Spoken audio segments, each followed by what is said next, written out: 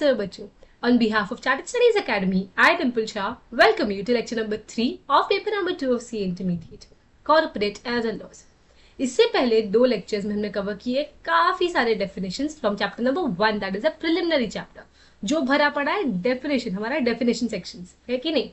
तो आगे बढ़ते हैं, कंटिन्यू करते हैं. लास्ट वाला जो हमने किया था वो था officer who is in default. तो मूव ऑन करते हैं 1% कंपनी पे. Now what is a 1% company? It is a company which has only one person as a member. यानी कि उसके लिटरल मीनिंग 1% कंपनी, यानी कि एक ही इंसान पूरी कंपनी को चला रहा है. एक होता है मेंबर जो पूरे कंपनी को चला रहा है, एंड उसके बाद एक होता है मेंबर जो पूरी कंपनी को चला रहा है, एंड वो अपॉइंट करता है एक nominee. That is it. Okay, इससे ज्यादा उस कंपनी में कोई नहीं होता है. एक मेंबर, एक नॉमिनी, दैट इज इट. इसको हम डिटेल में कवर करने वाले हैं इनकॉर्पोरेशन वाले चैप्टर में. ये जो होता है ना, वो एक प्राइवेट लिमिटेड कंपनी के फॉर्मेट में होता है. It's registered as a private company, because private का भी मिनिमम 2 मैक्सिमम 200 मेंबर्स होते हैं कि नहीं. So that will cover later, वो है आगे वाले डेफिनेशन में. तो 1% कंपनी सिर्फ एक, तो पब्लिक कंपनी तो डेफिनेटली नहीं हो सकती, बिकॉज मिनिमम 7 चाहिए उधर. इसीलिए प्राइवेट लिमिटेड कंपनी के फॉर्मेट में उसको हम इनकॉर्पोरेट करते हैं. नाउ ऑर्डिनरी और special resolution. Ordinary resolution or as the case may be special resolution refer to section 114. अभी ये डिटेल में कवर होने वाला है मैनेजमेंट वाले चैप्टर में. अभी के लिए आपको दिखा देती हूँ मैं. ये देखिए, ये है आपका सेक्शन 114 जो उधर दिया है ना. See as per the companies act resolutions are there of 2 types, ordinary resolution and special resolution. Ordinary resolution वो होता है which is pass by a simple majority, that is more than 50%. Special resolution votes which are casted in favor are not less than 3 times the number of votes, if any, cast against the resolution. Okay, तो इसको हम detail में cover करेंगे हमारे management वाले chapter में. Okay, चलो आगे बढ़ते हैं सेक्शन पे. पेड अप शेयर कैपिटल और share capital which is paid up. Now aggregate amount of money which is credited as paid up, okay, which is equivalent to the amount received as paid up in respect of shares issued. यानी कि shares जो हमने issue किए उसके respect में जो भी पैसा मुझे आ रहा है, पेड अप शेयर कैपिटल होगा मेरा, है कि नहीं. And includes any amount which is credited as paid up in respect of shares of the company. कि मुझे वो शेयर्स जो इशू किए उसके ऊपर जो भी पैसे आ रहे हैं, या जो भी और अमाउंट है शेयर्स को लेके, ओके, उसको हम पेड अप बुलाएंगे. But it does not include any other amount received in respect of such shares. यानी कि any amount which is credited as paid up in respect of shares of the company or shares which are issued, इन दोनों. But और कोई भी amount मुझे जो आ रहा है in respect of shares will not be called as paid up except for this issued वाला and in respect of shares of the company, okay, which is credited to our accounts. Postal ballot. Now postal ballot is voting by post or through an electronic mode. तो ये भी हमारे management and administration वाले chapter में ना in detail में cover करने वाले हम, कि जो वोटिंग होता है वो किस किस मोड्स में होता है, पोस्टल बैलेट कहाँ किस टाइम पे यूज होता है. बिकॉज वो कंपनीज एक्ट के ये जो मैनेजमेंट वाले चैप्टर में है उधर डिटेल में बताया गया है कि जो ऐसे रेजोल्यूशन है इसके लिए पोस्टल बैलेट ही आपको करना पड़ेगा, या the different ways of voting which exist. Okay, so postal ballot is nothing but voting by post और तो यानी electronic mode. Because electronic mode अभी बहुत सारे आ गए राइट मार्केट में, इसीलिए इलेक्ट्रॉनिक मोड उन्होंने बहुत जगह पे डेफिनेशन में यूज किया, कि पहले नहीं था ये. बट अभी बहुत सारे, even if there is like documents जो भेजने हैं, सपोज हम ईमेल्स के थ्रू भेजती है कंपनीज ना, पहले वो ऑप्शन नहीं था, बट अभी इलेक्ट्रॉनिक मोड वाला ऑप्शन आ गया. सो बहुत जगह पे इलेक्ट्रॉनिक मोड आपको दिख जाएगा. डॉक्यूमेंट्स में भी हमने देखा था कि जो मेंटेन करते हैं, जो सारे हमारी नोटिसेस है, ऑर्डर्स है, वो सब इलेक्ट्रॉनिक मोड में भी मेंटेन किया जा सकता है. Now when I speak about prescribe means prescribe by rules made under this act. यानी कि ये एक्ट आपको बता रहा है कि ये रूल है, दे प्रिस्क्राइब टू. हम जैसे डॉक्टर के पास जाते हैं, हमको प्रिस्क्रिप्शन मिलता है कि ये गोली खानी है, वैसे ही कंपनीज एक्ट आपको बोल रहा है कि ऐसे ऐसे करना है, आपको उसको फॉलो करना पड़ेगा. They are prescribing the rules, है कि नहीं. ये देखिए आ गया हमारा private company. Now private company is a company which has a minimum paid up share capital as may be prescribed and by which by its articles restricts the rights to transfer its shares. And except in case of OPC it limits the members to 200. Okay, यानी कि मेरे maximum जो members हो सकते हैं एक private limited company में वो है 200. Okay, maximum it can be is 200. Now it is restricting the right to transfer it shares. ये इंपॉर्टेंट क्यों है कि देखिए मेंबर्स मैक्सिमम हो सकते हैं 200. अभी वो लोगों के shares if they keep on transferring the shares, like जैसे पब्लिक कंपनी में होता है उधर मैक्सिमम नंबर ऑफ मेंबर्स का कोई लिमिट नहीं, इट्स अनलिमिटेड.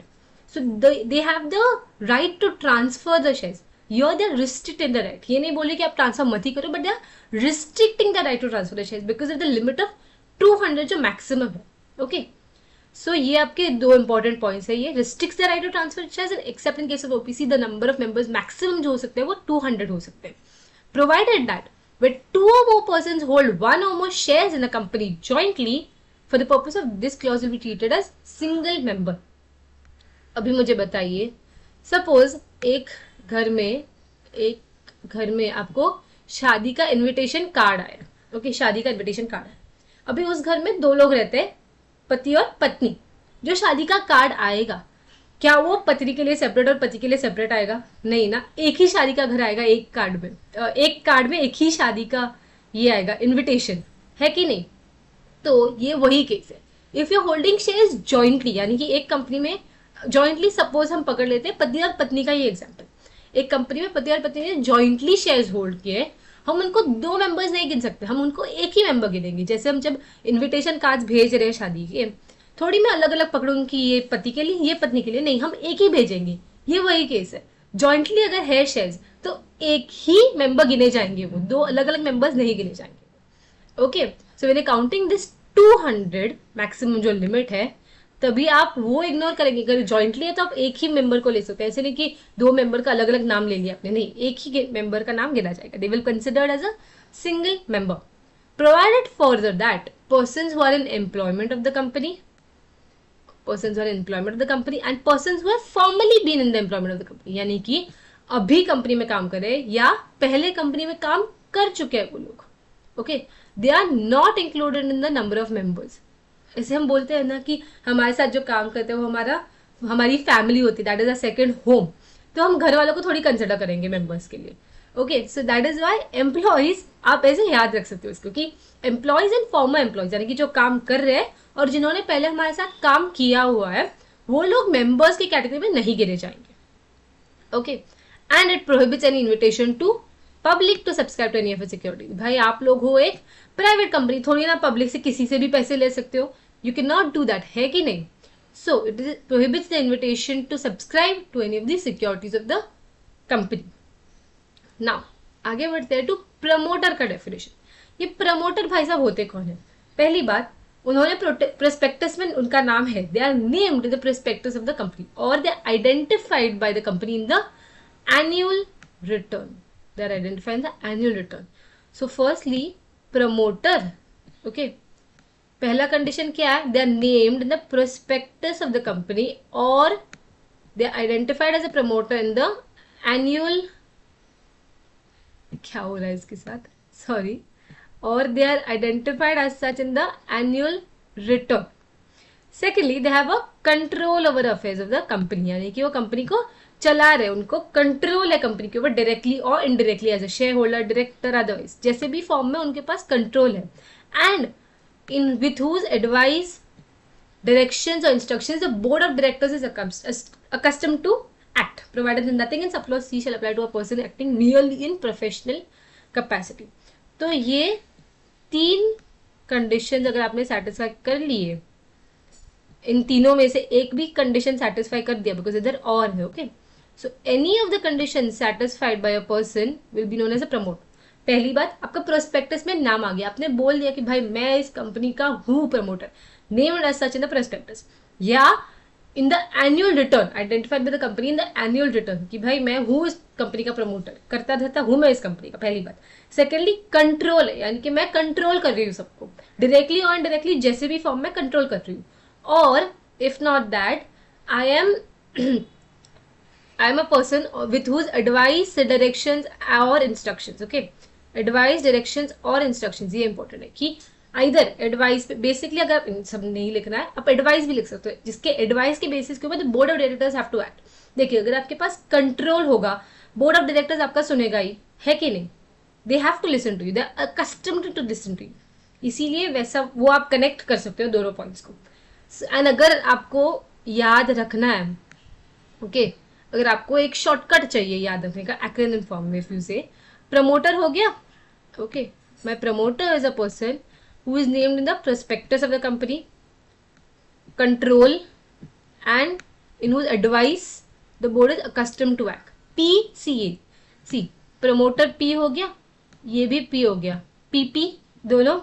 एंड CA को आप या तो आप CA जो आप कर रहे हो वो याद रख लो, या कंपनीज एक्ट याद रख लो। So, as defined by the Companies Act 2013, promoter is a person who is named in the prospectus or as identified in annual return. अभी अगर आपको एनुअल रिटर्न भी याद रखना है, इधर ए भी ऐड कर लोगे, ए इधर भी है, ए इधर भी है, तो वैसे याद रख लो, identified in the prospectus, named in the prospectus as identified in the annual return. फिर क्या बोला मैंने? See, that is control over the affairs of the company. फिर क्या बोला मैंने? ए, एडवाइस जिसके the board is accustomed to act. Okay, आप इसको ऐसे एक याद रख सकते हो एक्रोनिम फॉर्म में, P, C and E। Okay, अगर ये डेफिनेशन आ गया तब की बात है, but if you get anything related to promoter also you can write it this way. Okay, आगे बढ़ते हैं प्रोस्पेक्टस भी। ये प्रोस्पेक्टस होता क्या? देखिए, हमने पहला जो डेफिनेशन कवर किया था वो था एक अब्रिज प्रोस्पेक्टस का, है कि नहीं? हमने देखा था एक रियल लाइफ एग्जाम्पल भी कि अब्रिज प्रोस्पेक्टस कैसे दिखता है। प्रोस्पेक्टस अभी क्या होता है? See, any document which is described or issued as a prospectus includes a red herring prospectus. So इससे पहले हमने किया था something known as a abridge prospectus, इधर हमको दिया गया है एक something known as a red herring prospectus, उसके आगे हमको दिया गया है shelf prospectus, red herring, shelf prospectus, abridge prospectus. इन सबको हम डिटेल में देखेंगे हमारे chapter number 3, prospectus and allotment of shares. Okay, so any document issued as a prospectus which includes red herring, shelf prospectus or any notice, circular, advertisement, any other document which invites offer from the public for subscription or purchase of securities of the body corporate। कि यानी कि कोई भी form में अगर मैं public को बोल रही हूँ कि मेरे से आप लोग शेयर खरीद लो कंपनी के, that will be known as a prospectus. या तो वो एक ऑफिशियल प्रोस्पेक्टस हो गया जो आप इशू कर रहे हो, रेड हेरिंग प्रोस्पेक्टस और शेल्फ प्रोस्पेक्टस के फॉर्म में एक डॉक्यूमेंट जो आप इशू कर रहे हो।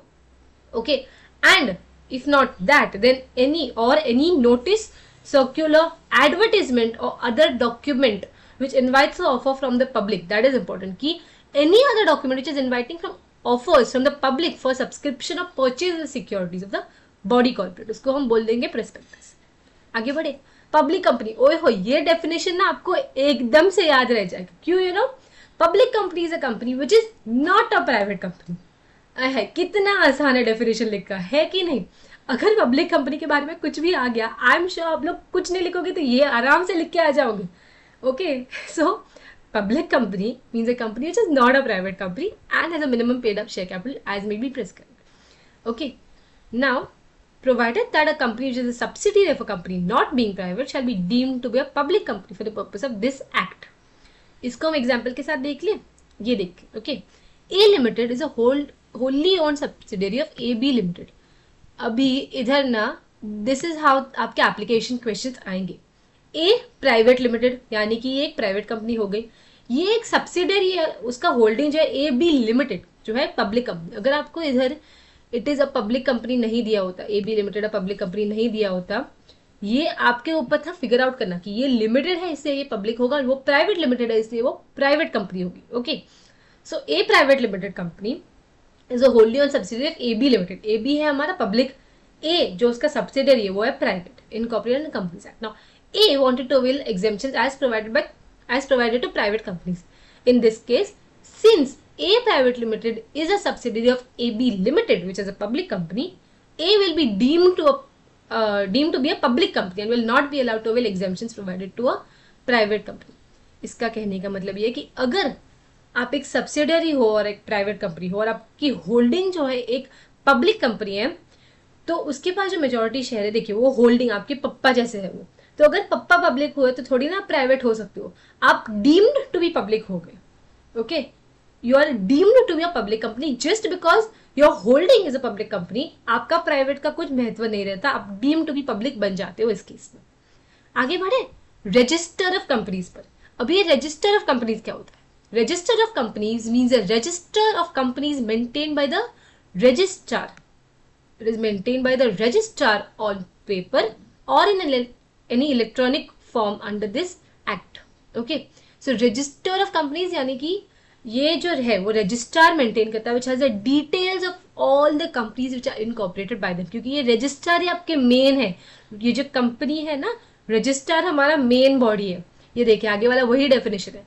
रजिस्ट्रार मीन्स अ registrar, additional registrar, joint registrar, deputy, assistant, जो भी फॉर्म में रजिस्ट्रार हो, विच has the duty of registering companies and discharging various functions under this act. आप जैसे जैसे आगे बढ़ोगे आपको बहुत सारे प्लेसेस मिलेंगे जहाँ आपको ये रजिस्ट्रार वाला शब्द मिलेगा कि रजिस्ट्रार को ये करना पड़ता है, रजिस्ट्रार को वो करना पड़ता है, because this registrar is like the papa and the mama, it is like the parents of all the companies. सारी रिपोर्टिंग आपको करनी पड़ेगी एक रजिस्ट्रार को. ओके, सो उसमें अगर आप एक एडिशनल रजिस्टर हो, जॉइंट रजिस्टर हो, मम्मी पापा किसी भी फॉर्म में हो सकते हैं, एडिशनल, जॉइंट, डेप्यूटी, असिस्टेंट, जो भी फॉर्म में, पर रजिस्ट्रार है. जैसे हमने वो गवर्नमेंट वाला गवर्नमेंट कंपनी किया था ना, central, state, partly central, partly state, one और मोर स्टेट, जो भी फॉर्म में होता है गवर्नमेंट, वैसे ही रजिस्ट्रार. एडिशनल हो गया, जॉइंट हो गया, डेप्यूटी हो गया, असिस्टेंट हो गया, जो भी फॉर्म में वो है रजिस्ट्रार. ओके, इसीलिए it has a duty of registering companies. आगे बढ़े, रिलेटेड पार्टी. भी आगे जाके आपको बहुत जगह मिलेगा कि रिलेटेड पार्टी बहुत आगे है. तो रिलेटेड पार्टी का कौन सा डेफिनेशन है? ओके, इधर ना बहुत एक्सटेंडेड डेफिनेशन है. रिलेटेड पार्टी यानी कि डायरेक्टर. सो अगर ये कंपनी है ए लिमिटेड, ओके, पकड़ लेते ए लिमिटेड को. Now A limited, ignore my handwriting please. A limited with reference to company means a director और द रिलेटिव्स, यानी कि आपके जो डायरेक्टर भाई साहब है वो हो गए आपके रिलेटेड पार्टी, उनके जो रिलेटिव्स है वो भी आपके रिलेटेड पार्टी हो जाएंगे. डायरेक्टर तो समझे, उनके रिलेटिव भी रिलेटेड पार्टी हो जाएंगी. ओके, सो ये रिलेटेड पार्टी जैसे हमने आपको अकाउंटिंग स्टैंडर्ड्स में, ऑडिटिंग स्टैंडर्ड्स में, सारी जगह में बहुत ये देखने को मिलेगा रिलेटेड पार्टीज को लेके. Now so as per companies act related party का डेफिनेशन क्या होता है, इधर हम वो जान रहे हैं. ओके, सो डायरेक्टर और उनके रिलेटिव हो गए आपके रिलेटेड पार्टी.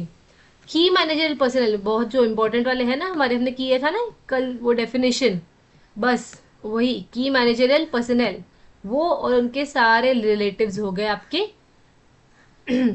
और हिज रिलेटिव हो गए आपके रिलेटेड पार्टी. फिर एक फर्म जहाँ पे director, manager or his relative is a partner. So अभी सपोज मेरे पास है और एक company B limited.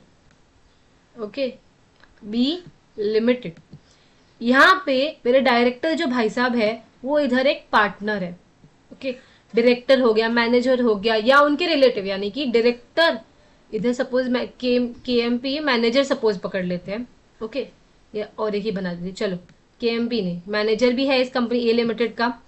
Now manager या उनके रिलेटिव भी इधर रिलेटेड पार्टी माने जाएंगे. सो इन which a director, manager or his relative, director, manager or his relative is a partner, वो हो जाएगी रिलेटेड पार्टी एक. सो ये बी लिमिटेड बन जाएगी ए लिमिटेड की रिलेटेड पार्टी. प्राइवेट कंपनी हो गया in which director, manager, relative is a member. So पहले तो एक फर्म, सॉरी ये मैंने पब्लिक कंपनी पहले ले लिया था, इधर एक फर्म ले लेते हो. तो बी एंटरप्राइजेस से एक partnership firm. Okay, B enterprises एक पार्टनरशिप फर्म. फिर हम पकड़ लेते हैं प्राइवेट कंपनी को, यानी कि बी प्राइवेट लिमिटेड. ओके, फिर एक पब्लिक कंपनी पे same public company in which a director, manager his or is director manager a director and holds along with his relatives more than 2% of its paid up share capital. इसका ना हमको वापस ये आगे वाले एक chapter में है जो हम वापस इसको देखेंगे. सो पब्लिक कंपनी जो director, manager, direct is a relate this thing along with his relatives, he holds more than 2% of share capital. वो हो गया मेरे लिए रिलेटेड पार्टी. बॉडी कॉर्पोरेट जहाँ पे ये सब है मेरे managing director, manager custom to act with advice और डायरेक्शंस ऑफ डायरेक्टर, मैनेजर, यानी कि एक दूसरी बॉडी कॉर्पोरेट जहाँ पे जो बॉडी ऑफ डायरेक्टर्स है वो सुनती है मेरे मैनेजर का. तो मेरे कंपनी में जो मैनेजर है, दूसरी एक कंपनी में मेरे मैनेजर का वो बोर्ड ऑफ डायरेक्टर्स मेरे मैनेजर का सुनती है, वो एक हायर अथॉरिटी पे है उस कंपनी में, वो हो गया एक रिलेटेड पार्टी मेरे लिए. और any other person advice, direction, instructions, manager is accustom to act. ये सारे हो गए. सो डायरेक्टर हो गया या उनका कोई खानदान वाला, फिर केएमपी हो गया या उनका कोई खानदान वाला, एक दूसरे फर्म और एक दूसरे प्राइवेट लिमिटेड कंपनी में डायरेक्टर, मैनेजर या उनके रिलेटिव जी है, ओके, पार्टनर है या डायरेक्टर है। पब्लिक कंपनी जहाँ पे वो मैनेजिंग डायरेक्टर हो गया, डायरेक्टर या मैनेजर हो गया, वो एक डायरेक्टर है एंड वो 2% से ज्यादा paid up share capital hold करता है। बॉडी कॉर्पोरेट जहाँ पे मेरा मैनेजर उनके बोर्ड ऑफ डायरेक्टर्स को ये करता है अकस्टम टू एक्ट, वो एडवाइस देता है। And any other person whose advice directions and instructions the board of directors, manager or directors accustom to act, okay. ना body corporate holding subsidy associate, okay. ये तो जहाँ पे बॉडी कॉर्पोरेट यानी कि ये जो बोल रहे हैं कि ये जो बॉडी कॉर्पोरेट वाला डेफिनेशन है उसमें होल्डिंग सब्सिडरी हो गया, associate of such company, investing company, वेंचरर, subsidy of holding company, okay, that's okay. चलो आगे बढ़ते हैं हमारे रिलेटिव वाले डेफिनेशन पे। नाउ रिलेटिव, हम रहते हैं ना, हम इंडिया में रहते हैं। इंडिया में रिलेटिव मतलब कोई भी, हमारे चाचा के बेटे के मौसे की बहू हो गई, या वैसे बहुत सारे ऐसे इनफाइनाइट वाले रिलेशंस चलते हैं, पता है ना। वो तो मेरे रिश्तेदार देखा तो पता नहीं कौन से दूर के, हमारे गांव के, ये के वो के, ऐसे इतने दूर वाले रिश्तेदार बोलते हैं हम लोग। इसीलिए कंपनीज एक्ट ने बोला है कि भाई हमारे रिलेटिव में तो इतने ही लोग, इतने लोग को रिलेटिव बुलाते हैं, बाकी को हम रिलेटिव नहीं गिनते आपके जैसे। They are telling us relative with reference to any person is a person who is related to another if they are members of the Hindu family, husband and wife, or one person is related to other in such manner. But more comprehensively they've also given कि ये देखिए, पप्पा मम्मा, भाई बहन, okay, भाई की बीवी वो हो गया, फिर बहन का पति, भाई, हाँ इतना ही है, और बेटा और बेटी, of course son and daughter. So father mother, son daughter, sons wife, daughters husband, brother and sister, इतने ही हमारे लिए रिलेटिव है। अगर आप बोलो कि मेरे मौसे की बेटी की बहू, ओके, आई मीन सॉरी, मौसे की बेटे की, चाचे की, फूफी की, इतना दूर का अगर रिलेशन बता दोगे, कंपनीज एक्ट नहीं मानेगा, ओके। इतना दूर भी हमको नहीं जाना है, इतना ही हमारा डेफिनेशन है। रिलेटिव हमारे लिए इतने ही लोग कंसिडर किए जाएंगे, बाकी हमारे रिलेटिव है ही नहीं। आगे बढ़ते हैं remuneration. Now remuneration is the money और इक्विवेलेंट इज गिवन और to pass to any person for services rendered by him includes purposes as defined in income tax act 1961। यानी कि अगर देखिए नॉर्मली हम जो टर्म्स एंड अग्रीमेंट साइन कर रहे हैं डायरेक्टर्स के साथ, हम बोल रहे हैं उनको रेम्यूनरेशन देंगे, हम उनको सैलरी नहीं देते, उनको रेम्यूनरेशन देंगे। So any amount which is given to a person for the services with are rendering for us. Perquisites आप टैक्सेशन वाले पेपर में पढ़ेगी, पर्क्विसेस होते क्या, वैल्यूएशन ऑफ पर्क्विसेस कैसे होता है, ओके। आगे बढ़ते हैं share. Share the share capital of a company includes stock. Share को भी हम डिटेल में कवर करने वाले हैं शेयर कैपिटल वाले चैप्टर में, कि कौन से टाइप के शेयर्स होते हैं। इक्विटी शेयर्स हो गया, preference shares, equity shares, differential voting rights, sweat equity shares, बहुत कुछ है, हम उसको उधर इन डिटेल देखेंगे। सो नेक्स्ट वाला जो डेफिनेशन है वो एक स्मॉल कंपनी का। देखिए small company is a company other than a public company. पहला कंडीशन यही होगा कि एक पब्लिक कंपनी स्मॉल कंपनी नहीं हो सकती। भाई maximum minimum 7, maximum unlimited members public company होती है। स्मॉल कंपनी नाम से छोटी सी कंपनी थोड़ी ना इतनी बड़ी हो सकती है, स्मॉल कंपनी पब्लिक कंपनी नहीं हो सकती, first condition. So it is a company other than a public company. अभी इधर आपको दिए गए limits, okay, paid up share capital को लेके एंड टर्नओवर को लेके। पहली बात, paid up share capital, it does not exceed 50 lakh rupees or such high amount which shall not be more than 10 crore. Turnover of which as per the profit and loss account for immediately preceding financial year does not exceed 2 crore or such high amount which is not more than 100 crore. ये आपकी दो limit है। पर इधर twist क्या है नीचे देखिए, as per the company's rules 2014 for the purpose of this section of subclause 1 and subclause 2 of clause 85 of section 2 of the act, paid up capital and turnover of the company shall not exceed 4 crore and turnover shall not exceed 40 crore. ये आपको दिया गया। तो अभी इधर confusion गई क्या है, देखिए भैया डेफिनेशन आपको बोल रहा है ये दो लिमिट्स, ओके, 50 लाख हो गया, फिर 10 करोड़ हो गया, 2 करोड़ हो गया, 100 करोड़ हो गया, ये आपको डेफिनेशन बोल रहा है। पर जब आपको practically you have the solving questions which come in the form of MCQs, तभी आपको लिमिट्स याद रखना है 4 करोड़ एंड 40 करोड़ के, ओके। सपोज ये देखिए, यही इधर एक क्वेश्चन दिया गया, H limited is a holding company, okay, ये ओके 1 मिनट, ये क्वेश्चन करेंगे ये पार्ट डिस्कस करने के बाद। ये देखिए, okay, provided that nothing in this clause, यानी कि एक तो पब्लिक कंपनी नहीं हो सकती, that is first thing, other than public company. Secondly किस चीजों को एप्लीकेबल नहीं होता, see provided that nothing in this clause is applicable to a holding company or a subsidiary company registered under section 8, यानी कि not for profit organisation. Okay, and उसके बाद company और body corporate govern by any special act. ये तीनों को ये वाला क्लॉज यानी कि स्मॉल कंपनी का क्लॉज एप्लीकेबल नहीं होगा. They can not be small companies, holding और सब्सिडरी, नॉट फॉर प्रॉफिट यानी कि सेक्शन 8 वाली कंपनीज, और if it is govern by any special act. ये हो गया. अभी ये ट्रिक क्या है, लिमिट्स याद रखने का. ओके, ये देखिए, for your paid up share capital or the paid up share capital and this is for your turnover. Okay, अभी आपको क्या याद रखना है, ये 50 लाख, सॉरी ये 50 लाख और ये 10 crore. Okay, so when you write the definition, अगर एक स्मॉल कंपनी का आ गया, सपोज एक लंबा वाला क्वेश्चन एमसीक्यू फॉर्म में नहीं है, लिखने का क्वेश्चन आ गया. अभी आपको लिखना रहेगा स्मॉल कंपनी होती क्या है. So as defined under the companies act 2013 और as per the provisions of the companies act 2013, और small company is a company. First you will start with other than a public company, फिर आप लिखेंगे paid up share capital does not exceed 50 lakh और ये 10 करोड़, ये दोनों आपको याद रखने पड़ेगा. सी 50 lakhs and 10 crores. So paid up share capital does not exceed 50 lakh or such higher amount which shall not be more than 10 crore. फिर turnover, now see 50 lakh into 4, 2 crore, 10 crore into 10, 100 crore. Okay, सो 50 lakh into 4 यानी कि 2 करोड़ हो गया आपका limit for your turnover. 10 crore into 10 is your limit for 100 crore for your turnover. Okay, easy. 50 lakh and 10 crore, ये याद रख लिया. 4 into 10 करके 2 and 10 करोड़ आ जाएगा. अभी आपके जो लिमिट है, जो आपको एक्चुअली एप्लीकेबल होते हैं केस स्टडीज में, एमसीक्यूज में, ये क्या है, 4 crore and 40 crore. 4 crore for paid up share capital, 40 crore for turnover, है कि नहीं. सो 4 and 10, 4 into 10 आपका 40 is your limit for your turnover and 4 is your limit for paid up share capital. इसीलिए ये पार्ट मैंने किया था. 50 लाख एंड 10 करोड़ याद रह गया.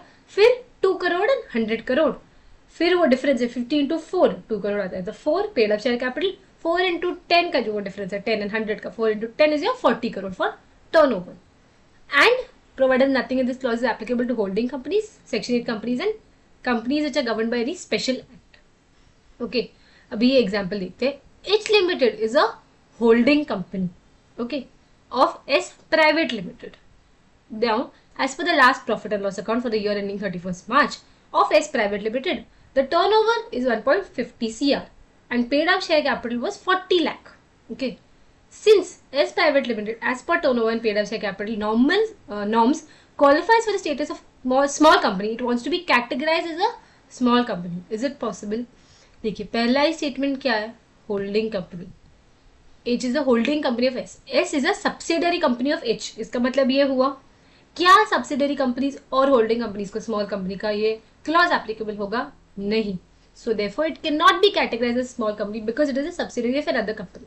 अभी secondly one more thing, H limited is a public company and it is a holding company. S private limited is what? It is a subsidiary company. अभी since the holding is a public company, private limited ये जो S वाली है वो एक हो जाएगी deemed to be public company. क्या स्मॉल कंपनी पब्लिक कंपनी हो सकती है? नहीं हो सकती, है कि नहीं. तो आप उस पर्सपेक्टिव से भी याद रख सकते हो. आप वो भी एक्सप्लेनेशन आप इधर इस आंसर में ऐड कर सकते थे. Understood? That is my point. Now next वाला जो है सब्सक्राइब कैपिटल. ये सब्सक्राइब कैपिटल क्या होता है? Such part of the capital which is for the time being subscribe by the members of the company. Okay, तो इधर हमने इससे पहले authorise, subscribe, issued, paid up, called सब कुछ कवर किया था, राइट. वो सबको हम सम अप करेंगे इस एक वाले आंसर में. See, ABC Limited was registered with authorized capital of 2 crore. Okay, 2 crore with where each share is of rupees 10. In response to the advertisements made by the company to buy the shares in the company, applications have been received for 10 lakh, but the company actually issued 7 lakh. Okay, application received यानी subscribed हुआ है 10 lakh shares. Now it actually received actually issued 7 lakh shares. So आपका issued हो गया 7 lakh into 10. Authorise दिया गया 2 CR. Then application have been received, यानी कि subscribed 10 lakh into 10, which is 1 CR, issued 7 lakh into 10, okay, 7 lakh into 10, 70 lakh. Then all the calls have been made. Now shares where company has called for ₹8, यानी कि issue मैंने 7 lakh shares किए, पर मैंने call सिर्फ 8 रुपए का किया, तो 56 लाख मैंने कॉल किए थे. उसमें से all the calls have been met in full except for 3 shareholders who hold 60,000 shares in total. यानी कि 56 लाख जो मैं पूरा कॉल किया उसमें से 6,000 shares of 8 each माइनस करके 55 लाख मेरा पेड अप हो जाएगा. इजी. आगे बढ़े.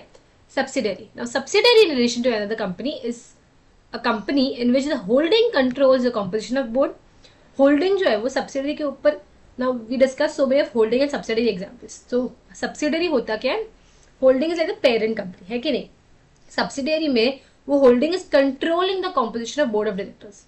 सो if I have a company which is controlling my board of directors, I become the subsidiary. वो होती है मेरी holding company.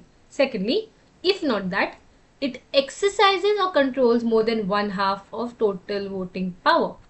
Controls more than 1/2 of total voting power, either own or together with one or more subsidiary companies. Okay.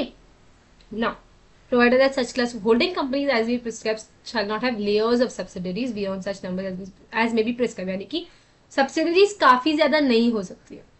Okay. Now, a company shall be deemed to be a subsidiary of the holding even if the control is of another subsidiary. Okay. Yes, this is not very important. आगे बढ़ते हैं sweat equity shares के ऊपर. ये sweat equity shares क्या होते हैं मैंने पहले डिस्कस किया था ना. हम डिस्कस करने वाले शेयर्स को लेके कि स्वेट इक्विटी शेयर्स बोला था मैंने. पहले set equity shares, preference shares, equity shares, differential voting rights, and I said sweat equity shares. So what is this sweat equity shares? Now they are equity shares which are issued by a company either to the directors or employees at a discount. Okay, either to the directors or employees at a discount or for consideration, यानी कि या तो मैं discount पे issue करूंगी और for a small consideration other than cash for providing their know-how, their technical services, IPRs, for their services they are providing to me, or making available rights in the nature of IPR or value additions, whatever name called. यानी कि मेरे जो employees है, मेरे को directors है, some form में मेरे को हेल्प कर रहे हैं वो कंपनी में, तो आउट ऑफ अ जेस्चर मैं उनको इश्यू करेंगी या तो एक डिस्काउंट पे या तो for some other consideration, for consideration other than cash. Cash नहीं दे सकते, other than cash I issue them for providing their services to me, their know-how to me, or making available any rights in the nature of IPR. Okay, यानी कि intellectual property rights हो गए या value additions. कैसे भी वे में वो लोग मुझे help कर रहे हैं. Now total voting power. What I mean by total voting power is in relation to any matter, the total number of votes which may be cast in regard to that matter on a poll at a meeting of a company. All the members of their proxies have a right to vote on that matter, are present at the meeting and cast their votes. So in whatever form, अगर किसी भी meeting में जो भी लोग मेरे members present है, उनके प्रॉक्सीज प्रेजेंट है, जितने भी मुझे वोट मिलेंगे total, that is my total voting power. If you are in a meeting and there are like 100 people present, so that total voting power which is present in that room, okay, that is your voting power which are present at the meeting and they cast their votes. Tribunal for us is a national company law tribunal. When I speak about tribunal in any of the further chapters जहाँ पर हम बहुत बात करेंगे ये tribunal है, ये decide किया ट्रिब्यूनल के ये पावर्स है, we are speaking about the national company law tribunal. Turnover. Now when you speak about turnover, the gross amount of revenue which is recognized in the profit and loss account from sale, supply or distribution of goods on account of services rendered or both by a company during a financial year. So turnover जो भी sales कर रही है company, supply कर रही है, distribution of goods कर रही है, जैसे भी या सर्विसेज कर रही है, it can be either in goods sector, the services sector, in whatever way, how my business is earning income, मेरे को सेल्स कहाँ से आ रही है, मेरे बिजनेस रिसीट्स कहाँ से आ रहे हैं, वो हो गया मेरा turnover. And unlimited company not having any limit on the liability of its members. हमने लिमिटेड बाय शेयर्स देख लिया, लिमिटेड बाय गारंटीज देख लिया. फिर होती है unlimited companies which is the third type, जहाँ पे आप मेंबर्स की लायबिलिटी को लिमिट नहीं कर रहे हो. It can be unlimited whatever extent. And voting right which is the right of a member of a company to vote in any meeting of the company or by means of postal ballot. यानी कि आपके जो भी members, हमने वो भी discuss किया है ना कि मेंबर्स कौन कौन हो सकते हैं. सो the right of a member of a company to vote in any meeting of the company or by means of postal ballot will be known as a voting right. Okay, तो इसके साथ हम खत्म करते हैं हमारा chapter. With this we are done with all the definition, हमने बहुत सारे डेफिनेशन कवर किए इस चैप्टर में। आगे बढ़ते हैं, जो टेस्ट या नॉलेज है ना, ये आपको छोड़ के नहीं जाना है अपने पेपर्स में, ओके। आपको कभी भी किसी भी चैप्टर का ये वाला पार्ट छोड़ के नहीं जाना है। This is very important to have a rough idea of what type of questions you can expect in your paper, okay. So हम ये सॉल्व करने वाले हैं, एमसीक्यू पहले करेंगे, फिर हम डिस्क्रिप्टिव वाले भी सॉल्व करेंगे। Firstly, Green Limited is incorporated on 3rd of January 2023 as per the Companies Act. What will be the financial year? Last वाले वीडियो में डिस्कस किया था ना, फाइनेंशियल ईयर कब होता है? Normally it is from 1st of April to 31st of March, है कि नहीं? 31st of March of the following year. पर अगर आपकी कंपनी ऑन और आफ्टर 1st of January को इनकॉर्पोरेट हुई है तो it is going to be 31st March of the next year, 31st March of the next year. ये हमने डिस्कस किया है कि नहीं? So now in this case 3rd of January 2023 को कंपनी इनकॉर्पोरेट हुई है, यानी कि 31st of March 2024. अब ये देखिए, एमसीक्यूज ना एक ट्रिक है जो मैं हमेशा पर्सनली यूज करती हूँ। If I don't know the answer or even if I know the answer, to get a clarity, to get a surety कि मैं करेक्ट हूँ। See, incorporated of 3rd of January as per the companies act 2013। अभी Green limited public company, normal company. मुझे बताना 31st December can it be an option? 31st December कहाँ होता है? Foreign companies को अगर हम कंसोलिडेट कर रहे हैं वगैरह अकाउंट्स को, तो हम गवर्नमेंट से एक स्पेशल परमिशन लेके वो फाइनेंशियल ईयर फॉलो करते हैं। इधर वैसा कुछ दिया है आपको? नहीं। 31st December डेफिनेटली नहीं होगा। 30th September, फाइनेंशियल ईयर कभी सितंबर मिड वे ही खत्म हो जाता है? नहीं हो सकता, ओके। 30th September वाला भी क्वेश्चन हट गया। तो बच्चे आपके पास 31st March 20, 31st March 24। क्या 3 महीने के लिए कंपनी फाइनेंशियल बनाएंगी?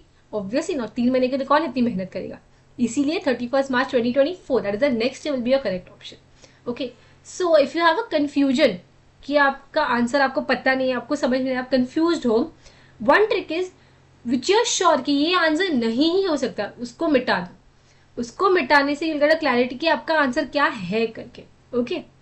नाउ नेक्स्ट वाला, Rama along with her 6 friends incorporated Roma Trading Limited in May 2023. Paid up share capital of the company is 2 crore. Further, in April, she noticed that in the last financial year, turnover was below 40 crore. Advised that the company can be treated as a small company. मुझे बताना पहले ना, it is very important कि आप question ध्यान से पढ़े before looking at the options. Options पहले ही कभी मत देख लेना, ओके। पहले अपने दिमाग में ही आंसर बना लो कि ये ऑप्शन होना चाहिए, फिर उस ऑप्शन को ढूंढने बैठो आप। See, Rama along with her 6 friends incorporated Roma trading limited. मैंने पहले ही आपको बोला था कि कंपनीज एक्ट में कंपनी का नाम एंडिंग देखना बहुत जरूरी है। प्राइवेट लिमिटेड है, लिमिटेड है, क्या है? रोमा ट्रेडिंग लिमिटेड, यानी कि ये हो गई क्या? ये हो गई आपकी पब्लिक कंपनी।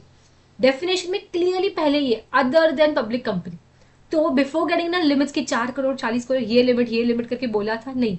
वो देखने से पहले देखो कि उसको एप्लीकेबल है भी या नहीं। रोमा ट्रेडिंग लिमिटेड है ये, क्या स्मॉल कंपनी के प्रोविजंस को एप्लीकेबल होंगे? नहीं ना। तो फिर हम आगे ऑप्शंस देखेंगे। Now Roma is definitely a small company. क्या आप ये आगे का देखने भी जाएंगे कि ये क्या है ऑप्शन? नहीं, ये डायरेक्टली आपका नहीं है answer. The concept of small company is applicable only in case of a private limited or OPC, and therefore, despite meeting the criteria of small, it being a public company cannot enjoy benefits. ये हो सकता है, हाँ ये हो सकता है, आगे वाले देख लिए। पर unlike a private limited which automatically becomes a small company as soon as it meets the criteria of small, Roma being a public has to maintain the norms applicable to small continuously for 2 years. ये तो definitely answer नहीं है, correct. Last वाले, for the share holders given undertaking, क्या ये answer हो सकता है? ये डेफिनेटली आंसर नहीं हो सकता। शेयर होल्डर्स का हमने डिस्कस ही नहीं किया था स्मॉल कंपनी में। सो यू आर श्योर कि आपका आंसर बी ही होना चाहिए, ओके। वो बी ही होगा। क्यों? Because small company is applicable only in case of a private limited OPC and therefore despite meeting the criteria of small, it being a public company, why see despite meeting the criteria, यानी कि paid up share capital 2 crore 4 crore से कम है, profit and loss ने बोल दिया कि 40 करोड़ से कम है, सो it is meeting the criteria. But even though it is meeting the criteria, it being a public company cannot enjoy benefits of small company. समझ में आ गया? चलो आगे देखिए answer. Abhilasha and Amrita have incorporated a not for profit private limited company registered under section 8. One of their friends has informed them that their company can be categorized as small company. Limits मत देखना, क्या देख, पहली बार हमने वो भी discuss किया है कि इन कंपनीज को स्मॉल कंपनी एप्लीकेबल नहीं होता, अभी डिस्कस किया था ना. Holding subsidiary section 8 and governed bye a special act. Section 8 को क्या स्मॉल कंपनी एप्लीकेबल होगी? नहीं, वो क्लॉज एप्लीकेबल नहीं होता. तो वो आपका क्लियर कट आंसर हो गया before looking at the limits which are given. See, a section 8 company which meets the criteria of turnover in the last financial year can avail only if it requires at least 5%. ये हमने discuss ही नहीं किया था. 5% वगैरह कुछ stake उधर लिखा ही नहीं है. सेकेंड वही है, देखिए मिनिमम 5% स्टेक नहीं, ये डायरेक्टली, सो ये आंसर हो ही नहीं सकते. Status can not B bestowed upon in not for profit company which is registered under section 8. हाँ, ये आंसर हो सकता है. लास्ट वाला ऑप्शन देख लेते एक बार. Section 8 company if incorporated as a private limited company can avail the status of small company. ऐसा कहीं दिया गया था आपको स्पेसिफिकली? नहीं, ऐसा नहीं दिया गया था आपको, बस यही दिया गया था सेक्शन 8 कंपनी को स्मॉल कंपनी वाला क्लॉज एप्लीकेबल नहीं होता. क्या ये आंसर हो सकता है? नहीं. डायरेक्टली आंसर आपका क्या हो जाएगा? Status of small company can not B bestowed upon a not for profit company registered under section 8 of the act. Clear? Next वाले एमसीक्यू पे, associate company in relation to another company means a company in which that other company has a significant influence but it is not a subsidiary having such influence and includes a joint venture. Significant influence क्या होता है? हमने discuss किया था ना, 50% नहीं हो सकता. ओके, इतना ज्यादा नहीं हो सकता उनको. हमने बोला था वो 20% होता है. So control of at least 20%. Okay, देखिए 10-15 बहुत कम हो गया. 10-15 नहीं हो सकता. 25 ही बहुत ज्यादा, 25 बहुत ज्यादा हो गया. Okay, it is directly half of this thing, so it is not that one. Okay, it is not 25, it is going to be 20. ये आपको थोड़ा फिगर याद रखना पड़ेगा, 20% वाला. ओके, डिस्क्रिप्टिव 2 ही क्वेश्चन है हमारे पास, फटाफट कर लेते हैं. ये देखिए एक बार आंसर भी चेक कर लेते हैं. ओके, 31 मार्च 2024 यानी कि 3rd जनवरी 23, 31 मार्च 24 फाइनेंशियल ईयर होगा. Small company is applicable only in case of private limited and it cannot be given to that. Then the status of small, वो Roma Trading Limited वाला, sorry. Small company cannot be bestowed to this and control of at least 20% voting power. हो गया? चलो एक बार ये देख लेते हैं. MNP Private Limited is a company registered under the Companies Act with a paid up share capital of 2 crore and a turnover of 60 crore. Explain the meaning of small company and examine the following in accordance with the provisions. Whether it can avail a status as small company. What if the turnover of the company is 30 crore. Okay, so इधर ना हम एक बार answer देख लेते. See, when they write the answer, this is how they expect it. This is what exactly I've been telling you all कि आपको पहले ये लिखना है. स्मॉल कंपनी उन्होंने पूछा है, सेक्शन याद नहीं, आप लिख के आ जाओ. As per the provisions of the companies act 2013 और as defined, as defined under the companies act 2013. आप ये दोनों में से कोई भी लाइन एक स्टार्टिंग में लिख सकते हो. फिर आप लिखोगे small company other than public company is a company which has paid up share capital और टर्नओवर के आप लिमिट्स लिख लो कि ये 50 लाख होना चाहिए, फिर ये 10 करोड़ होना चाहिए, 2 करोड़ एंड 100 करोड़. ओके, वो आप लिमिट्स लिख लो. फिर आप लिख लो किसको एप्लीकेबल नहीं होता है. होल्डिंग हो गया, सब्सिडरी हो गया, सेक्शन 8 हो गया और स्पेशल एक्ट वाला हो गया. That's it. Then you apply to the case. So in consideration आप उधर लिख सकते हो. If not this you can write in consideration of the above provisions before writing. Now before writing this आपको एक और मेन लिखना है, वो है हमारा 4 करोड़, हमारा 40 करोड़ वाला. 4 करोड़ एंड 40 करोड़ वाला पॉइंट है कि नहीं, वो भी लिखना पड़ेगा ना आपको. So as per the company's rules, paid up capital and turnover shall not exceed rupees 4 crore and rupees 40 crore respectively. Okay, then you write it, then you go 1 whether MNP can avail the status of a small company. Now ये याद रखना है कि paid up share capital and turnover दोनों के limit के नीचे होना चाहिए. It's not like paid up share capital 4 crore और turnover would be 40 crore. No, दोनों have to be satisfied. The criteria has to be satisfied. इसीलिए MNP फर्स्ट केस में MNP can not avail for the status of a small company as even though the paid up share capital is below, it is within the limit of 4 crore but the turnover exceeds the limit of 40 crore. इसीलिए वो एक small company नहीं हो सकती. Since only one criteria of share capital not exceeding 4 crore is met, but the second criteria of turnover exceeding rupees 40 crore is not met, the provisions require both the criteria to be met to avail the status of a small company. Hence, it cannot avail. Second case में अगर turnover 30 crore हो गया, then the turnover will be within the limit of 40 crore and thus it can avail the status of a small company. ऐसे आपका एक छोटू सा answer लिख के आ जाना है, बस that's it. ओके इतना इजी है ना. स्टार्टिंग में आप डेफिनेशन लिख लो, फिर आप अपने केस को लिख दो और उसको कनेक्ट कर लो आपके केस, आपके प्रोविजन के साथ, एक कंक्लूजन लिख लो, हो गया. इतने के लिए आपका ICAI मार्क्स अच्छे से दे देगा, बस आपको प्रेजेंट करके आना है उसको एकदम अच्छे से.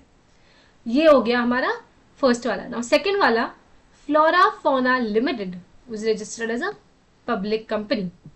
उनका पहले एक पब्लिक कंपनी था. Now they are 230 members, directors, employees, ex employees, सब कुछ दिया हुआ है. Board of directors propose to convert it into a private limited company. Private limited के मैक्सिमम मेंबर्स क्या होते हैं? 200.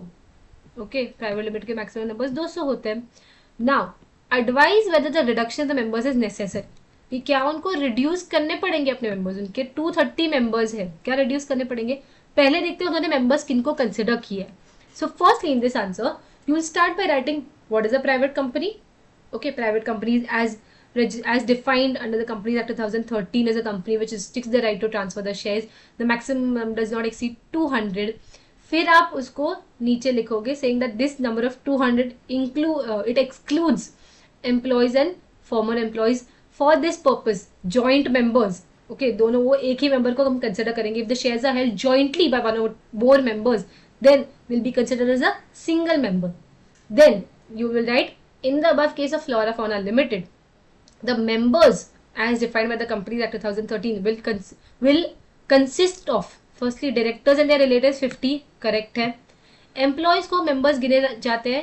नहीं, employees will not be members, so they are excluded. Ex-employees, they are also not members, excluded. 5 couples holding shares jointly in the name of husband wife, क्या वो 10 होंगे? नहीं, they are 5 into 2. They are holding shares jointly. Husband wife दोनों का एक ही member गिना जाएगा, तो वो लोग हो गए हमारे 5 members. 145 is correct, 145 will be considered. So 50 and 145 and 5 ये हो गए हमारे exact 200 members, exact 200 members. Thus there is no need for reduction in the number of members. आप ऐसे आंसर लिखिए. ये देखिए ICAI का आंसर. प्राइवेट कंपनी पहली बार ये हमने लिख दिया, फिर हम लिखेंगे जॉइंटली वाला क्लॉज, फिर हम लिखेंगे कि ये लोग मेंबर्स कंसिडर नहीं होते.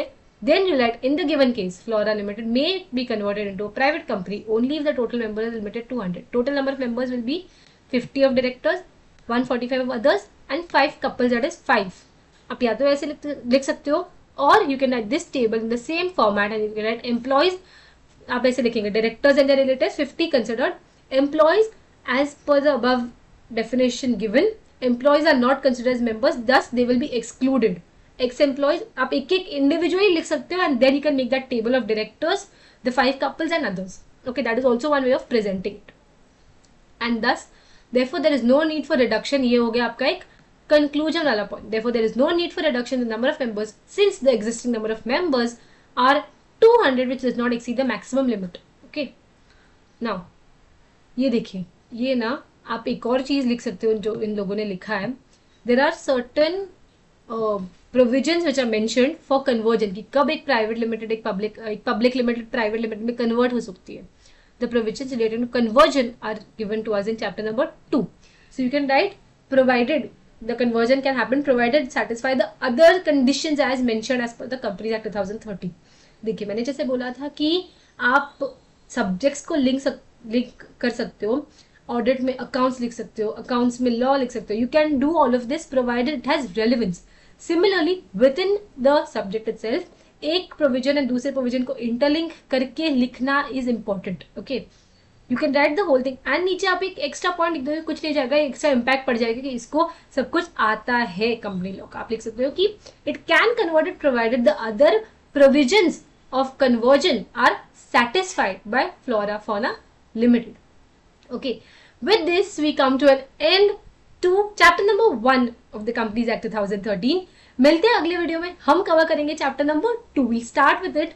हम देखेंगे उसके सारे प्रोविजंस ऐसे ही in detail with real life examples. Okay, कुछ भी प्रॉब्लम हो, कुछ भी आपको बोलना हो, आप कमेंट में डाल दो. We'll get back to you. Subscribe to us for more.